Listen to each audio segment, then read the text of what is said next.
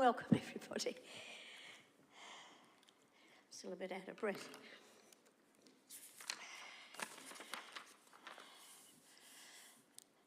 We would like to acknowledge that this land that we meet on today is the traditional lands for the Gawler people, and that we respect their spiritual relationship with their country. We also acknowledge the Gawler people as the custodians of the Greater Adelaide region, and that their cultural and heritage beliefs are still as important to the living Gawler people today. Oh, okay. And I think we're 100%, aren't we? Yeah, okay, lovely. So no apologies. Any leave of absence motions? No? No leave of absence, no non-attendance. Any declarations of interest? Yes, Paul. I'll be declaring a general interest. I'm a member of the Gawler Lutheran Church community, and that first item, 6.2, is related to that. So I'll just be declaring a general interest. Thank you, not Paul. A material. Yeah, fair enough. Right, would someone like to move the confirmation of the minutes, please? Helen, second. Seconder? Karen, thank you. Any discussion? It's not going to come up later on in the meeting? No, if not, those in favour, please show. Against? Carried. Thank you. Right. So, item first. Oh, yes. Chair,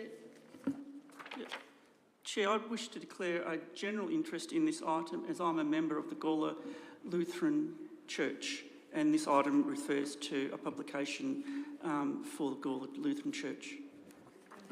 And I'll deal with this by staying in the meeting because it's not a material conflict, and I will make a decision for the community. And should we minute that? Thank you. Thank you, Paul. Jacinta, would you like to introduce this? Thank you. Through the Chair, the Cultural Heritage Centre has received a request to include 2 images in a forthcoming publication for the Lutheran Church documenting the history and evolution of the buildings and the sites. The Cultural Heritage Centre feels that that will be a very important publication to help family members and the greater community understand that, that area, how that site's developed from private to a place of worship. So we support this application. Thank you, Jacinta. Any discussion? Any comments? No? Would someone like to move that recommendation? Karen, seconded Adrian. Those in favour, please show. Thank you.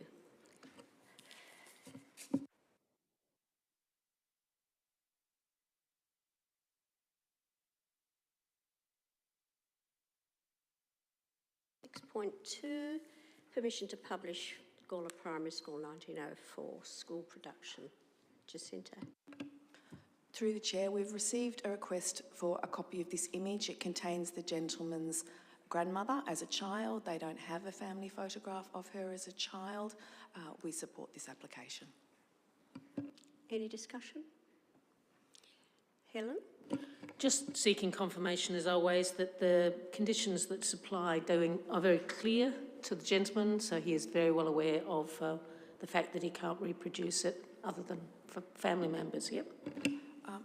Through the Chair, just for clarification, when someone submits a permission to publish request, that is a signed document, so they're well aware of the terms and conditions and they have a copy of that. Thank you, Jacinta. Any further discussion? If not, those in favour, please show. Oh, sorry, mover. Yes, beg your pardon. Paul, seconder. Deb. Okay, those in favour, please show. Sorry about that. Carried, thank you. Right. Financial year budget outcome. Natasha? Thank you, through the Chair. This is a report that gives a summary of the 23-24 financial year. Point out a few highlights, I guess, is in terms of the volunteer hours. I know we always mention this, but it is something that we're very proud of, and obviously we've got a great team of dedicated volunteers and that's a huge amount of hours that without their assistance we would not have achieved what we have in the Cultural Heritage Centre, so very grateful for that. The overall position for the Cultural Heritage Centre returned an operating saving for council. That reflects how well managed the budget is and spending, which is a credit to Jacinta and the team. And yeah, we're very happy with the outcomes, and also the additional funds that we had this financial year for the exhibition was of great assistance, although we did have a favourable variance of $2,080.02, which is also good. So yeah, and happy to answer any questions. So, any questions, anyone? Any contribution anyone wants to add? No? Would someone like to move? Yes, Helen, go. Sorry, I was just gathering my thoughts, which are a bit slow at the moment. Just a question about the significant statements that's mentioned on page 18. Thankfully, we've moved along now and we've got 18 items. Those significant statements are not public, as I understand? Sorry, through the chair, that's the next report. We'll ask that question when the next report, yeah? Yes, that's 7.2. Adrian. I could just be reading it wrong, but with the page 14, it's got, under project, it's got the restore cast iron bench in 2 boxes. One's against Wollonga Forge, repair, rebuild and restore under contractors, and the other's conservation, art lab for book, blah, blah, blah. Repair, rebuild and restore, 1870s cast iron bench, is that? Would you like to elaborate on that, Jacinta or Natasha, either of you?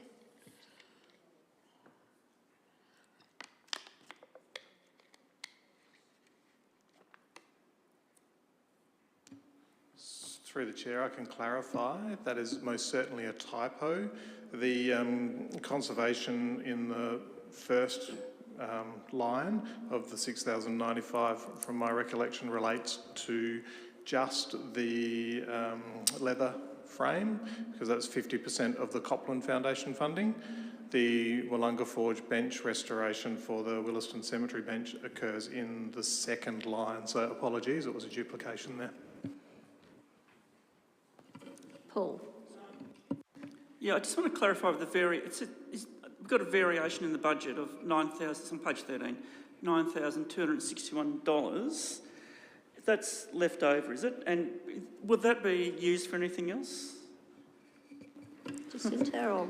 So, through the chair, the significant variation was, if the committee might remember, we had engaged Schumann and Associates to do the interpretation for the reading room, and we found out, and so we found out that wasn't so most of that was that, and so we usually have a little bit extra in our exhibitions budget because we don't know what we're going to incur along the path. Sometimes we've had to do remediation to the room before we can install a new exhibition, so there's always a little bit of extra funds allocated there in that budget, but the predominance of that over thing was that we didn't get to do that project. We can't carry those funds forward.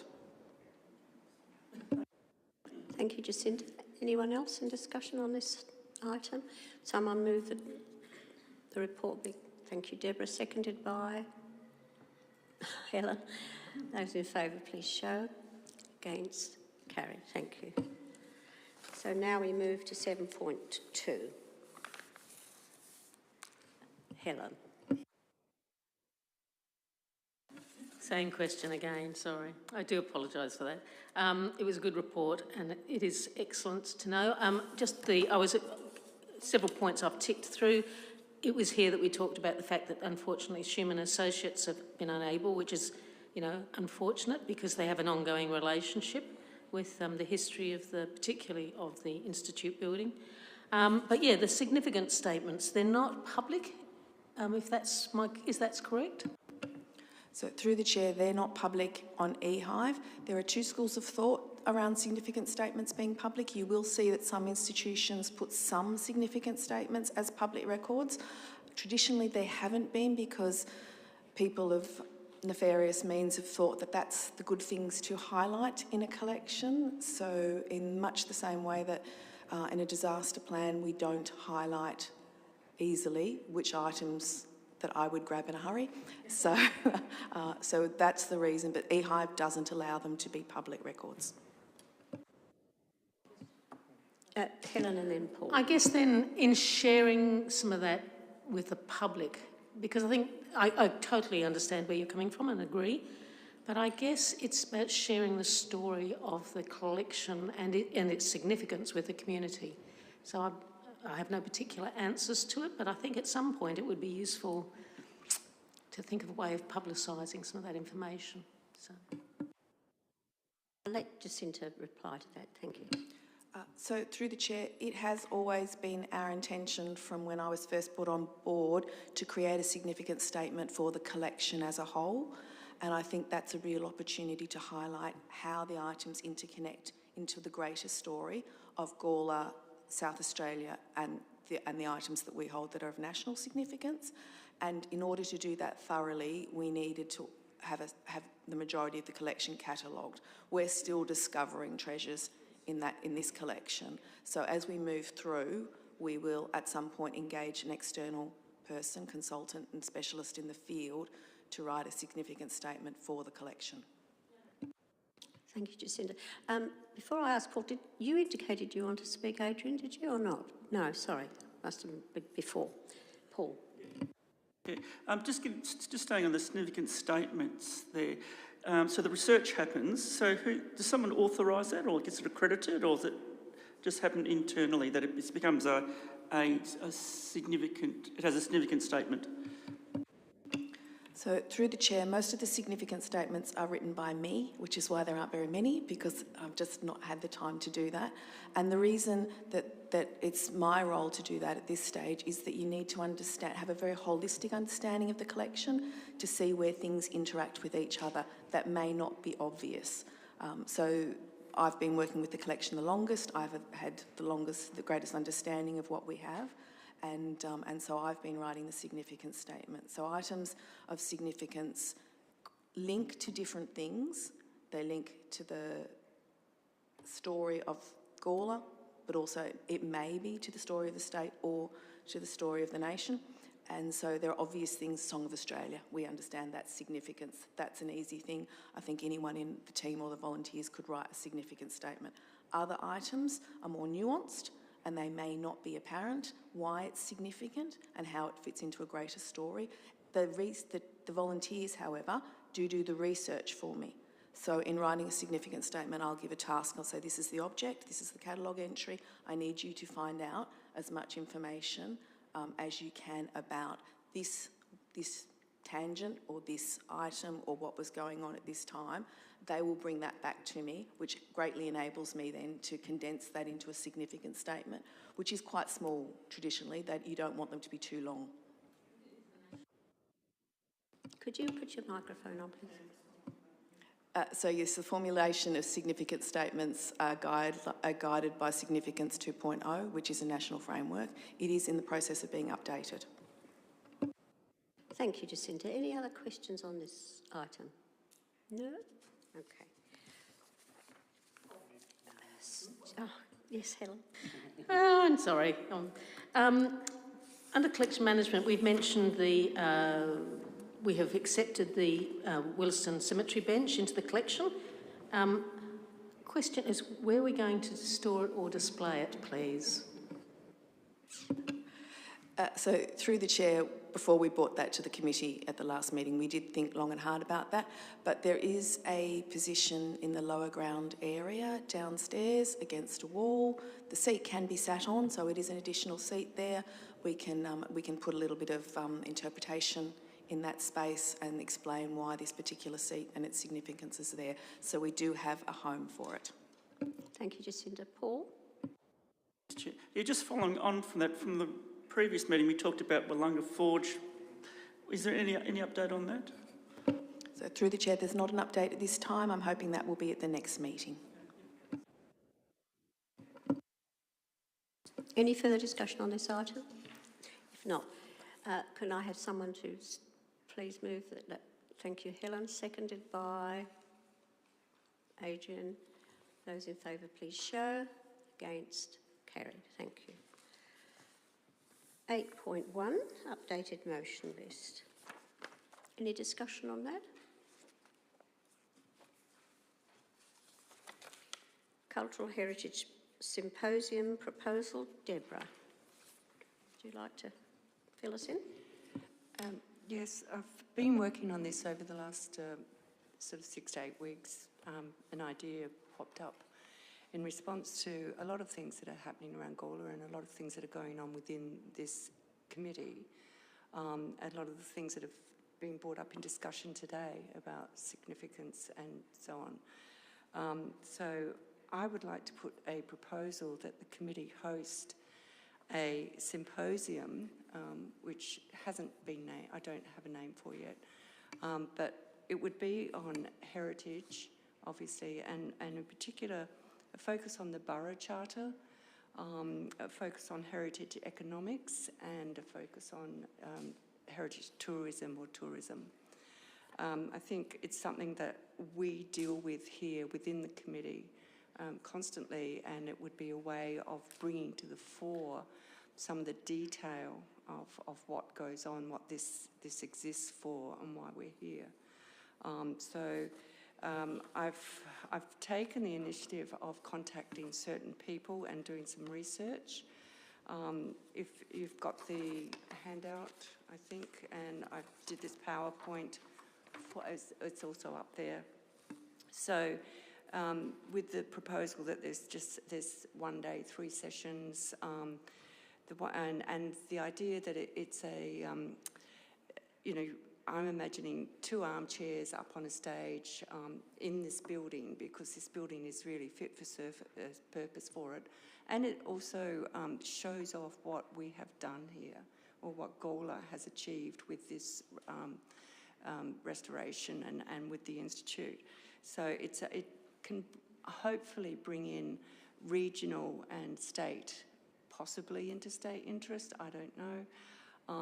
So the borough, it's been some time since the Borough Charter was first acknowledged and accepted. It's now acknowledged internationally.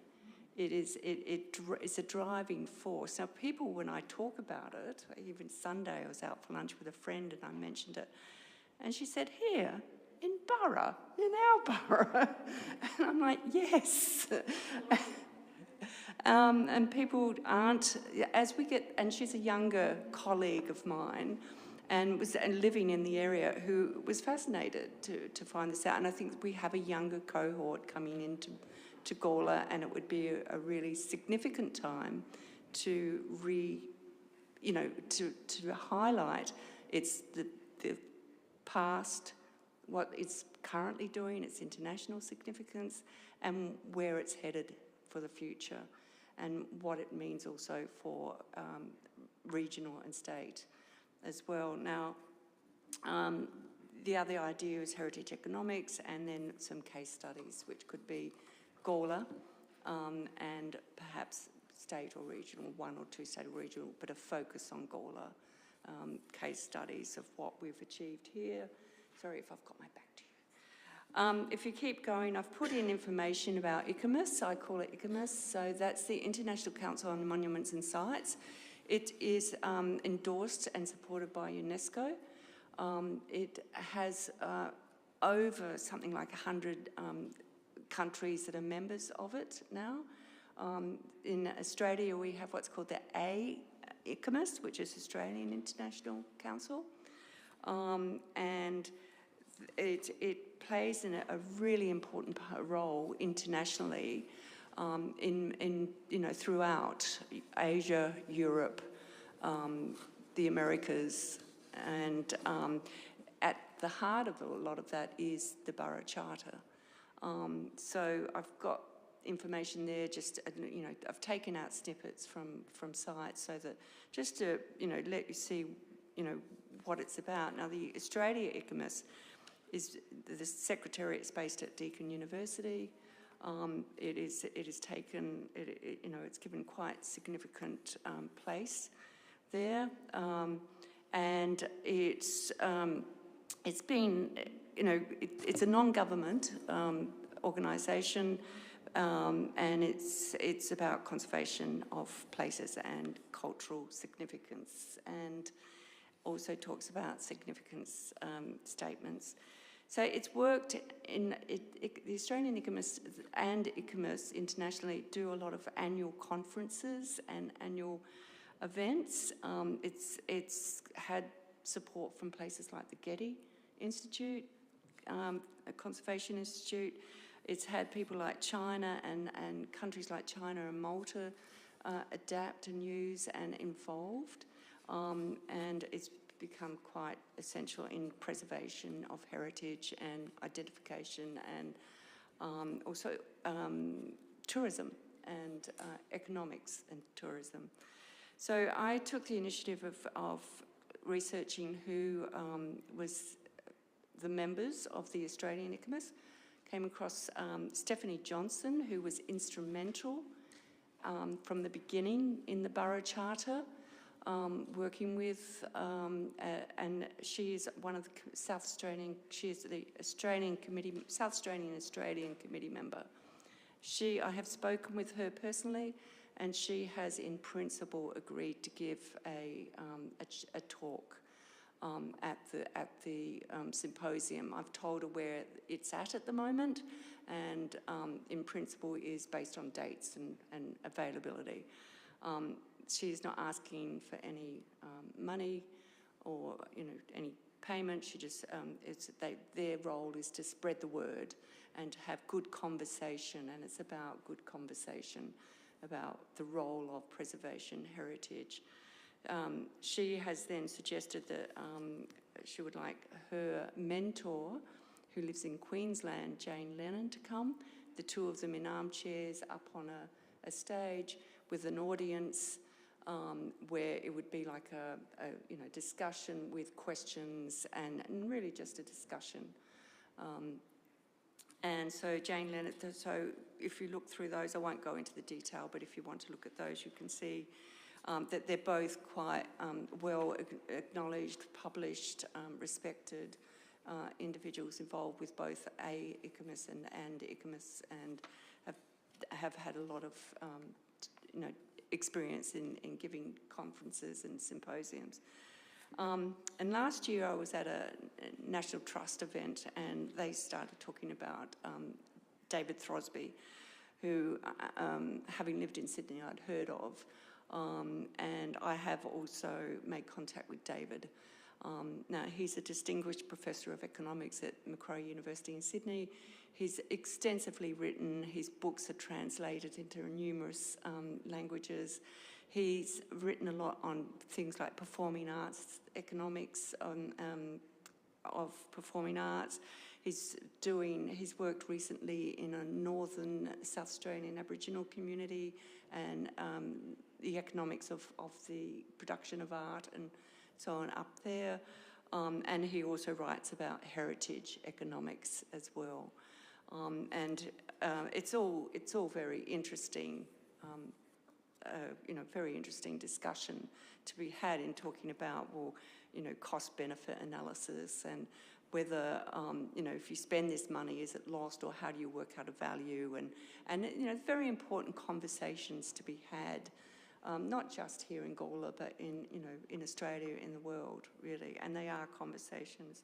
So I've gone on to look at how does this fit into or justify, the committee hosting this.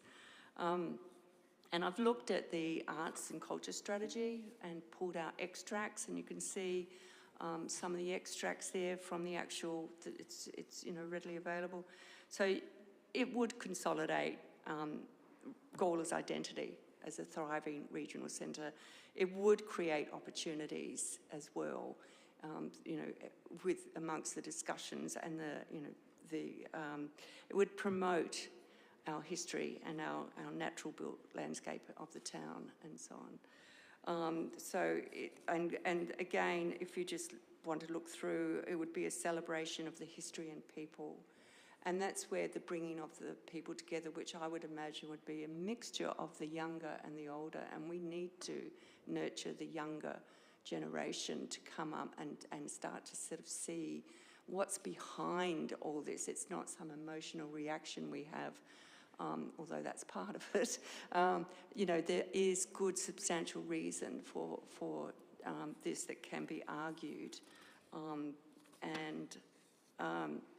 So we can, it also, the Gawler Art Strategy talks about capitalising on campaigns and movements or programs. Well, ICOMOS annually holds a Monuments Day every year, and I had thought that it might be a good idea to try and do some lead-up events.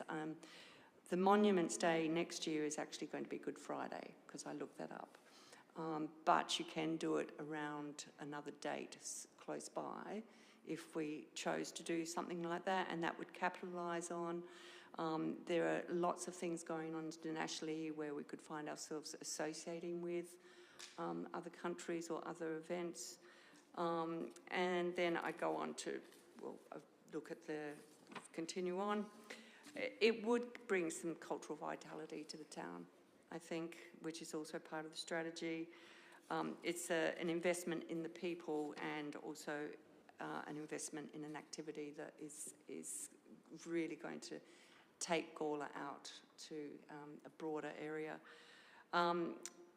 For the funding and I go on to talk about funding and resourcing, but then looked at proposed dates, decided that AFL September is not a good month, and thought that October on a Friday would be a good time to do it after school holidays.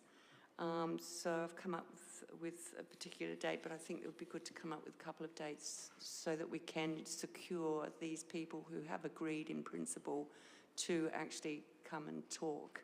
And for the funding of it, we can create an indicative budget for council to consider. And we could also charge a nominal fee to ensure that people book and pay and do come. That, you know, so it could be, and that would contribute money. It wouldn't be expensive. We'd be using the Institute building, obviously. Might be tea and coffee and drinks at throughout the day, or drinks at the end. That might be a cost. Some airfares, and Stephanie has said she'd be very happy to put Jane up at her house, so there wouldn't be accommodation there, but David Throsby would be, and then it would be anybody else that we got in. So just a few airfares. So, and the other thing we could do is seek sponsors for it, which I think would be a good idea. So I would just like to, that's my presentation. Yeah. Thank you very much, Deborah. A lot of work you've done. Now, I'd like some guidance as chair. There's 8.3 here, Borough Charter, Tourism and Economics. Now, is that a misprint? Has that been embraced by you already? That's actually what the... Part of what you've already said? Yes, so it should be 8.2. Yeah, or okay, 8.2. that's fine. I just needed clarification of that. All right.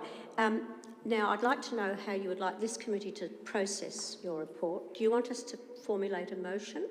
Yes. Okay. Have you formulated one yourself? No. No. Okay.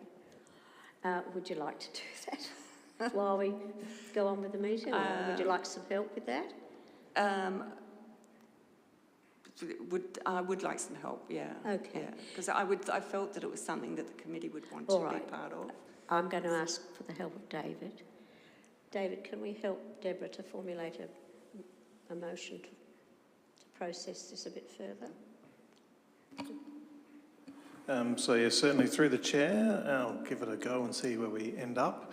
But once Connie's got the motion template in, that the Gawler Heritage Collection Committee recommends to Council that, number one, it notes the presentation on the proposed symposium, and we'll get the wording right in a moment. And then number 2, it requests council staff to work with the committee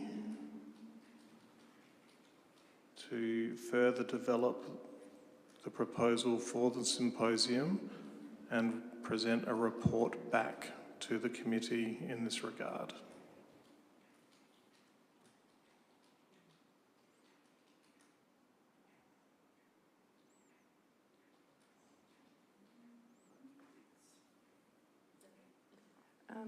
Should it mention anything about the, within that number 2, what specifically it includes, like a budget?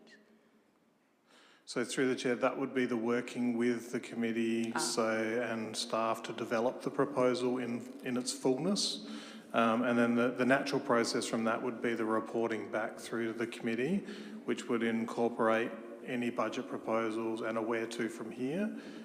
Given the timing of the proposal at this point, it would likely be a budget bid for the 25-26 financial year.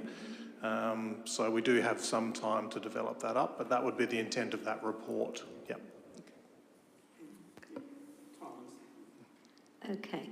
Now I've got Adrian for some reason. Did you put your hand up to move? A carryover from what I thought you'd done before. Okay. Are you happy to do that, Adrian? Okay. Seconder? Helen. Okay. So now some discussion. Yeah, I think it's excellent and congratulations. I think it's a really good idea. And I have no problems I can think immediately of some sponsors that I think Council could reach out to. I know that the Business Development Board has got this topic in their discussion at the moment, so they may be a willing partner perhaps, I don't know. I guess that's to be discovered. But yeah, well done. Anyone else in discussion at this stage? No? Okay. Those in favour of the proposal and against? Carried. Thank you very much again, Deborah, from the committee. Thank you for that. Right. Potential 9.1, potential recreation of the Williston Cemetery bench. Oh, that's for future meetings. Yeah. Do we need to? So through the chair, as referenced earlier in the meeting by Jacinta, we're hoping to bring something back to the next committee meeting on that matter. David, any questions without notice? Helen? Yes, through the chair, could we have an update please on exhibitions going? We've got an excellent one on at the moment, but where are we up to with the future please? So through the chair, I was speaking to Denise Schumann today, and so Schumann and Associates will be doing the 2025 exhibition. It will be on the rivers. So we are hoping to present a more detailed proposal to the committee at the next meeting with an overview of what Denise is thinking. At the moment, she's thinking of quite a different exhibition to Into the Light with a strong digital component. She's very confident that we'll be able to tell some stories from First Nations perspective of the river that haven't been told before. So there's been some work in Ghana communities around that sort of, that area and that storytelling. So that will be very exciting, as well as bringing in, obviously, the environmental impacts of the river, the colonial impact on the river as well. So that will be our exhibition for 2025. And then, as per a previous recommendation from the committee, the following one will be Women and War. Thank you, Jacinta. Helen? Second, if I may. Where are we up to, please, with the expression of interest that went out for filling our vacancy on the committee? So through the chair, we've had applications in, we've met internally to assess those applications, and there will be a report going to the August Council meeting because it's a council decision. That will be a confidential report because it was an expression of interest application process. Once council makes its determination at the August committee meeting, then we'll know the outcome of that. Thank you, David. Any further questions? No? Any motions without notice? No? Okay. Thank you, everybody. You've been very well behaved.